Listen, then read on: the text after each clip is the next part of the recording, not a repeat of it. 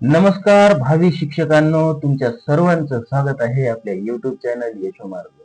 मित्रांनो, आजच्या या व्हिडिओमध्ये आपण पाहणार आहोत अध्यापन शास्त्रामधील अतिशय महत्वाचे 20 प्रश्न. ठीक आहे. हे सर्व प्रश्न जे आहेत परीक्षांमध्ये रिपीट विचारलेली आहेत, म्हणून अतिशय महत्वाचा आणि तेवढाच तुम्हाला मार्क मिळवून देणारा हा व्हिडिओ ठरणार आहे.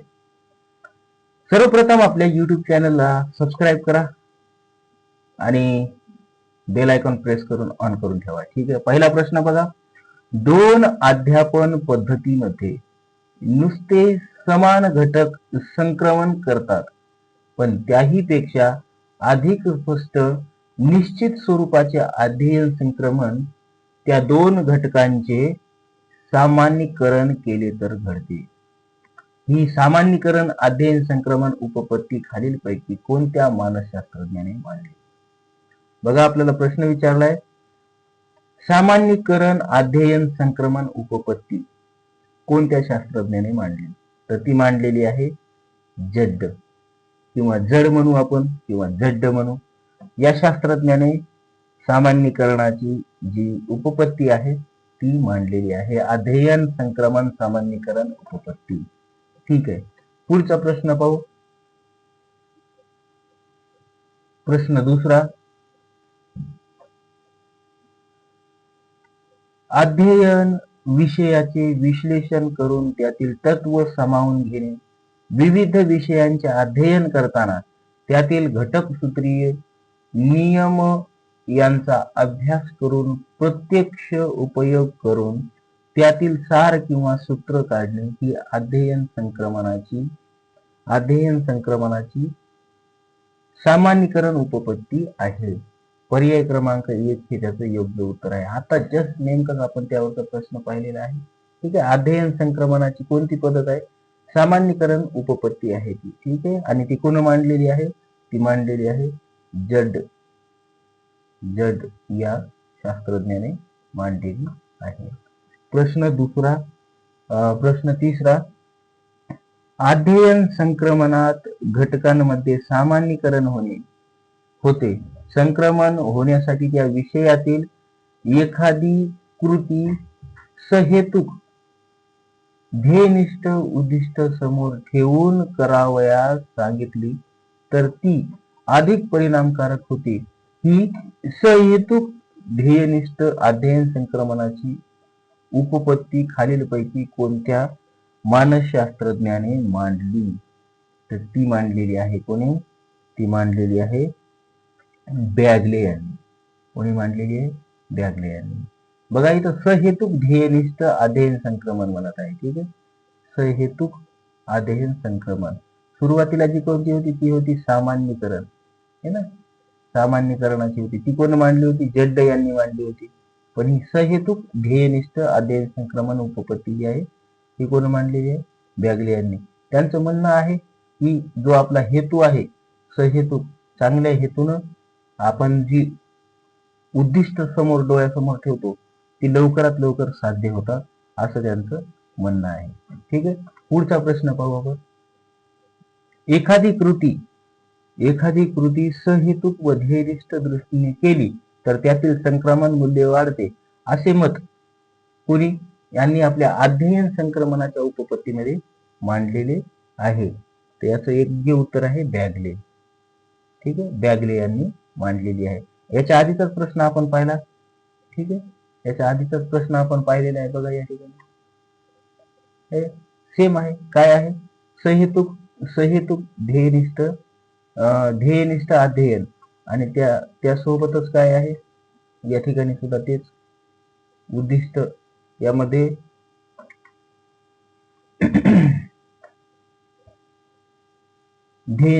सहेतुक ध्येयनिष्ठ दृष्टीने केले तर त्यातील संक्रमण मूल्य वाढते, असे मत कोण मांडलेलं?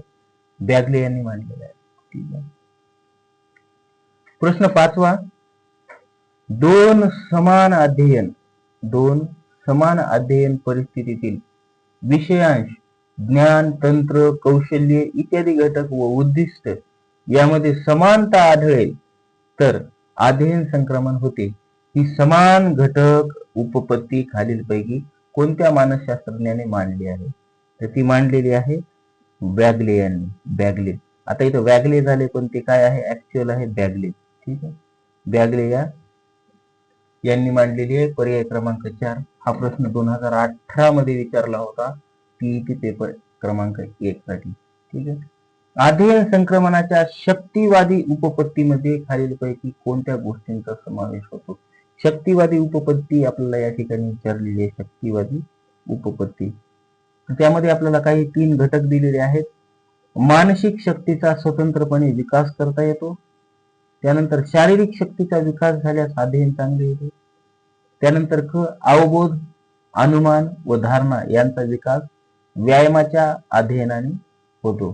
ठीक आहे. या 3 पैकी कोणता आहे? तर अ आणि क हे योग्य आहे. शारीरिक शक्तीचा विकास झाल्यास अध्ययन चांगले होते हे चुकीचं आहे. कारण की अध्ययन चांगलं होण्यासाठी आपल्याला शारीरिक नाही तर मानसिक शक्तीचा विकास होणं गरजेचं असते. म्हणून हे नाही. मग अ आणि क फक्त पर्याय क्रमांक 3 मध्ये याचं योग्य उत्तर आहे. मग आपलं उत्तर असणार अ आणि क पर्याय क्रमांक 3. त्यानंतर 7वा प्रश्न. दोन्ही परिस्थितीमधील कौशल्य, माहिती, तंत्र, मनोवृत्ती इत्यादी घटक जर समान असतील तर एका परिस्थितीतील अध्ययन हे दुसऱ्या परिस्थितीतील अध्ययनास मदत करते. ही समान घटक उपपत्ती कोणी मांडलेली आहे? तर ही कोण मांडलेली आहे? थॉर्नडाईक यांची ही उपपत्ती आहे. ठीक आहे. उपपत्तीचं नाव काय आहे? समान घटक उपपत्ती. ठीक आहे. समान घटक उपपत्ती कोण मांडलेली आहे? थॉर्नडाईक.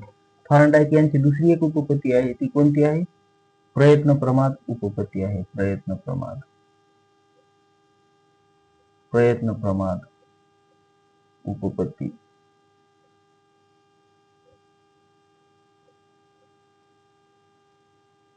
त्यानंतर पहा 8वा प्रश्न. कोणत्या विषयाच्या अनुभूतीच्या परिस्थितीच्या एकत्रित विचार केल्याशिवाय आकलन होऊन अर्थपूर्ण ज्ञानाची निर्मिती होत नाही व त्याबद्दल अंतर्दृष्टी येत नाही, हे संक्रमणाच्या कोणत्या उपपत्तीप्रमाणे घडते? समान घटक उपपत्ती 1 क्रमांक. त्यानंतर सामान्यीकरण उपपत्ती 3 नंबरला आदर्शवादी उपपत्ती आणि 4 नंबरला पूर्णाकार उपपत्ती.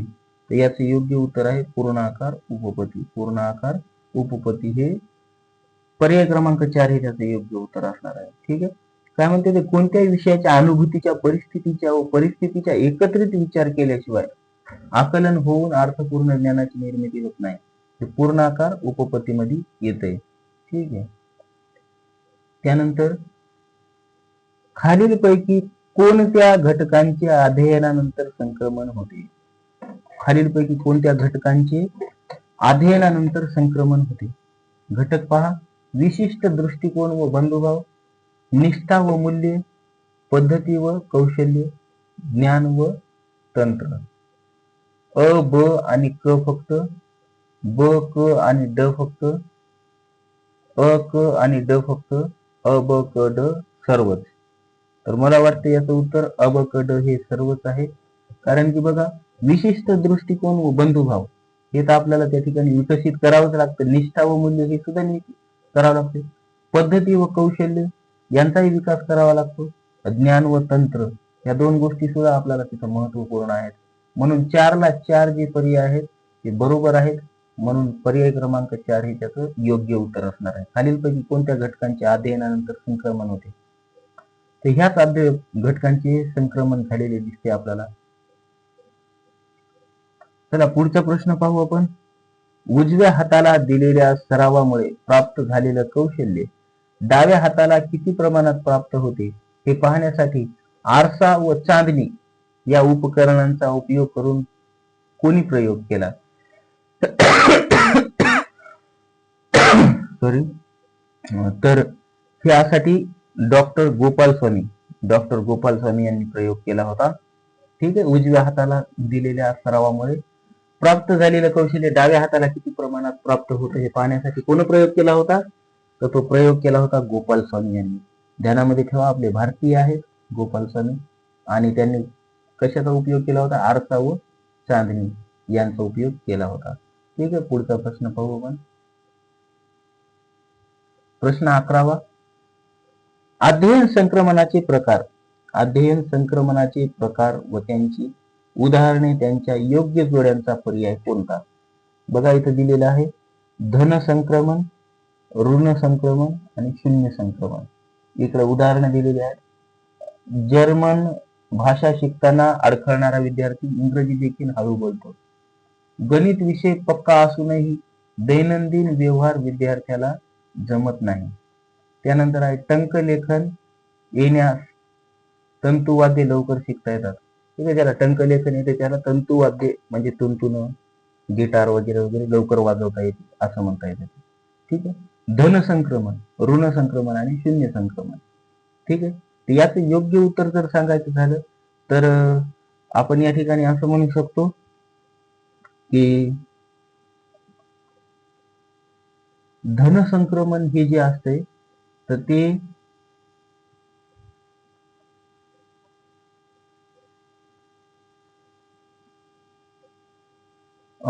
हे धन संक्रमण. बघा, टंकलेखन येण्यास तंतुवाद्य लवकर शिकता येतात म्हणजे याला धन संक्रमण म्हणू शकतो आपण.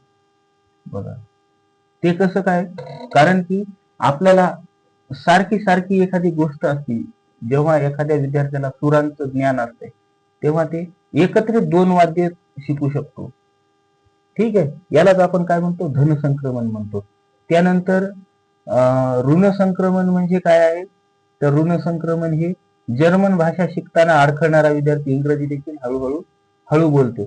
म्हणजे हे ऋण संक्रमण आहे, म्हणजे मनामध्ये निर्माण झालेली जी भीती आहे त्यामुळे ऋण संक्रमण तयार होते. आणि राहिलेला काय आहे मग? शून्य संक्रमण हे काय आहे? गणित विषय पक्का असूनही दैनंदिन व्यवहार विद्यार्थ्याला जमत नाही, याला आपण शून्य संक्रमण असं म्हणतो. म्हणजे त्याच्या विषयाची तयारी झाली पण त्याचा व्यवहारात काहीच फायदा झाला नाही, म्हणून याला आपण शून्य संक्रमण असं म्हणतो. मग काय आपलं काय होते तयार? 1 नंबरला क, 2 नंबरला अ आणि 3 नंबरला काय होतं? ब. मग अशा पर्याय कुठं आहे? आपण पर्याय शोधू याचा. याचा पर्याय पाहिला क अ ब. क अ ब, पर्याय क्रमांक 2 हे आपलं योग्य उत्तर असणार आहे. ठीक आहे. त्यानंतर बघा 12वा प्रश्न. कोणत्या शास्त्रज्ञांनी अध्ययन संक्रमण हे केवळ विषयाच्या सारखेपणावर अवलंबून नसून तत्वे शोधून सामान्यीकरण करण्यावरही अवलंबून आहे या मुद्द्यावर भर दिला? तर याचं योग्य जे उत्तर आहे ते आहे C.H. जड्ड. C.H. जड्ड जो आपण पहिल्या प्रश्नामध्ये पाहिले ते शास्त्रज्ञ आहेत. अध्ययन संक्रमण याची जी उपपत्ती आहे ती त्यांनी मांडली होती आणि त्याच्यामध्ये त्यांनी असंही सांगितलेलं आहे की विषयाच्या सारखेपणावर अवलंबून नाही है ना. संक्रमण हे अध्ययन संक्रमण हे विषयाच्या सारखेपणावर अवलंबून नसून ते तत्व शोधून सामान्यीकरण करण्यावर अवलंबून आहे असं त्यांनी मांडलेलं आहे. नाव आहे त्यांचं C.H. जड्ड. त्यानंतर खालीलपैकी अध्ययन संक्रमणाबाबत कोणती विधाने सत्य आहेत? विधाने पहा. मानसिक शक्तीचा विकास एकदा झाला की अध्ययन संक्रमण आपोआप घडून येते.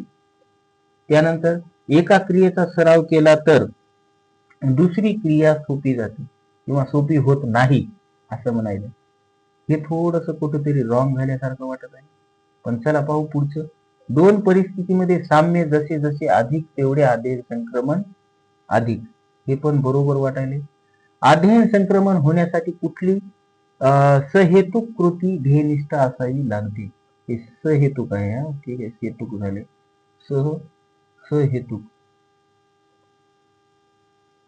सहेतुक व ध्येयनिष्ठ असावी लागते, हे सुद्धा योग्य आहे.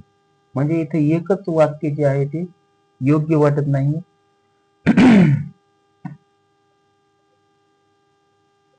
मग काय होत आहे?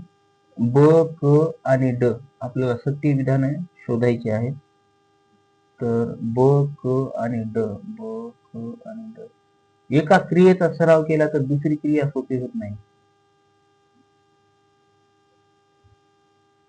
नाही, हे बरोबर आहे, कारण आपण गणिताचा जर सराव केला तर आपल्याला मराठी विषय थोडा सोपा जाणार आहे. म्हणजे याचा अर्थ हे योग्य आहे. मानसिक शक्तीचा विकास एकदा झाला की अध्ययन संक्रमण आपोआप घडून येते. नाही, हे चुकीचं आहे. ठीक आहे, म्हणून पर्याय क्रमांक 2 हे बरोबर आहे. ब क आणि ड. मानसिक शक्तीचा विकास एकदा झाला की अध्ययन संक्रमण आपोआप घडून येते, हे चुकीचं आहे. मानसिक शक्तीचा जरी विकास झाला तरी विद्यार्थ्याला बाकीच्या गोष्टींचा त्या ठिकाणी आपल्याला अध्ययन करावं लागतं, मेहनत करावी लागते आणि वेगवेगळ्या गोष्टी शिकाव्या लागतात, तेव्हा कुठं तो विद्यार्थी हुशार होतो. म्हणून मानसिक शक्तीचा विकास झाला की आज माणूस थोडाच रोजच्या रोज नवीन नवीन गोष्टी त्याला शिकायला भेटतात, असं नाही. ठीक आहे, पुढचा प्रश्न पाहू आपण. बॅगले यांच्या अध्ययन संक्रमणाच्या उपपत्ती खालीलपैकी कोणत्या गोष्टींचा समावेश होतो? एकसंध कृती सहेतुक ध्येयनिष्ठ दृष्टीने केल्याने त्या तत्वातील संक्रमण मूल्य वाढते. आपली ध्येयनिष्ठ व हेतू किती प्रामाणिक आहेत यावर संक्रमण मूल्य अवलंबून असते, हे सुद्धा बरोबर आहे. विचार व दृष्टिकोन संकुचित नसतील तर नवीन विचार सहेतुक आत्मसात करता येतात, हे सुद्धा बरोबर आहे. आणि चौथा आहे वरील सर्व. मग याचा अर्थ आहे वरील सर्व हेच योग्य पर्याय आहे. ठीक आहे,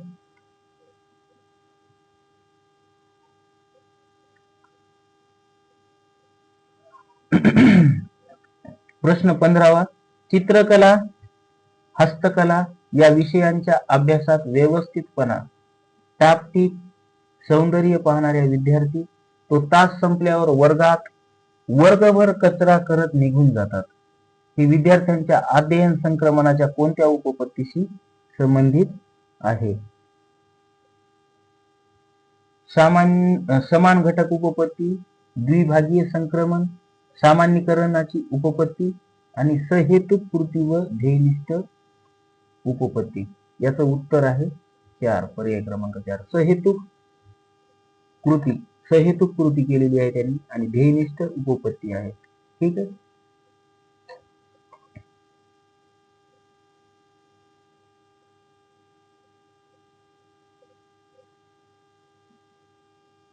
पुढचा प्रश्न.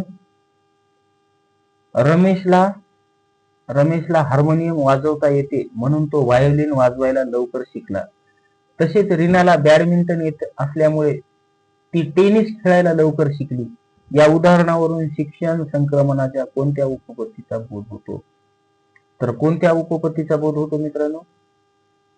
आदर्शवादी उपपत्ती, पूर्णाकारवादी उपपत्ती, समान घटकांची उपपत्ती. 3 नंबरचा पर्याय योग्य आहे, समान घटकांची उपपत्ती. बघा, समान घटक आहेत. इथं हार्मोनियम आहे, सूरवाद्य आहे, आणि व्हायोलिन सुद्धा एक सूरवाद्य आहे. त्याला सुरांची समज झाली म्हणून हार्मोनियम सह तो व्हायोलिन सुद्धा लवकरात लवकर शिकला. ठीक आहे, तसंच बॅडमिंटन आणि टेनिस ही जवळजवळ सारखी क्रीडा आहेत. ठीक आहे, मग बॅडमिंटन येते म्हणून ती टेनिस सुद्धा लवकरात लवकर शिकली. ठीक आहे, मग हे समान झाले ना, सारखे घटक झाले म्हणून त्याला काय, समान घटकांची उपपत्ती, हे त्याचं योग्य उत्तर आहे. ठीक, पुढचा पाहू 17वा प्रश्न. अध्ययन संक्रमणाची सामान्यीकरणाची उपपत्ती डॅश डॅश यांनी मांडली. तर कोण मांडलेली आहे? जड यांनी मांडलेली आहे. आपण पहिल्याच याच्यामध्ये पाहिलेलं आहे. ठीक आहे, प्रश्न 18वा. सायकलवर तोल सांभाळता आला की स्कूटर आणि मोटरसायकल शिकण्यासाठी त्याचा उपयोग होतो. हे डॅश डॅश या संक्रमणाचे उदाहरण आहे. धन संक्रमण, ऋण संक्रमण, शून्य संक्रमण यापैकी नाही. तर याचं योग्य उत्तर आहे धन संक्रमण. धन संक्रमण होत आहे ना, कारण की एकदा बॅलेन्स करता आलं त्याला की मग ते काय, स्कूटरही शिकू शकते, मोटरसायकलही शिकू शकते, आणि कोणती दुसरी स्केटिंग नाही शिकू शकत. स्केटिंगसाठी वेगळी कौशल्य आत्मसात करावी लागतात. ठीक आहे, त्यानंतर प्रश्न 19वा पाहू.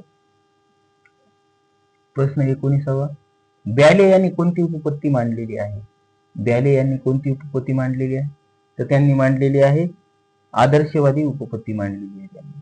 ब्याले यांनी कोणती उपपत्ती मांडली? आदर्शवादी उपपत्ती मांडलेली आहे. प्रश्न 20वा आणि हा शेवटचा प्रश्न आहे. प्रशिक्षण परिस्थिती आणि परीक्षण परिस्थिती या दोन्ही मध्ये जर काही समान व एकसारखे घटक असतील तर अध्ययन संक्रमण होते.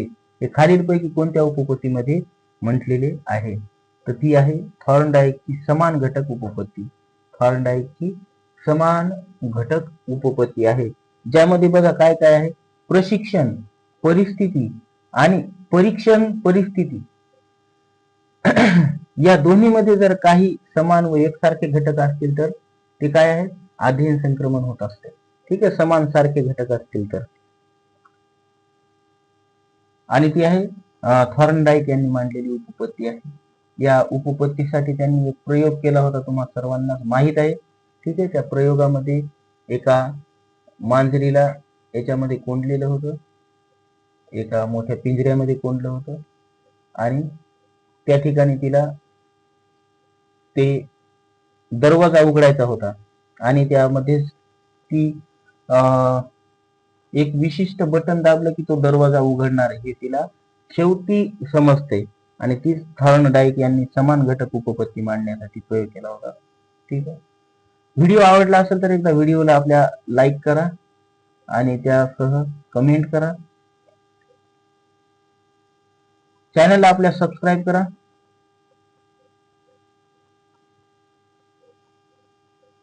भेटू पुढच्या व्हिडिओमध्ये, तोपर्यंत नमस्कार.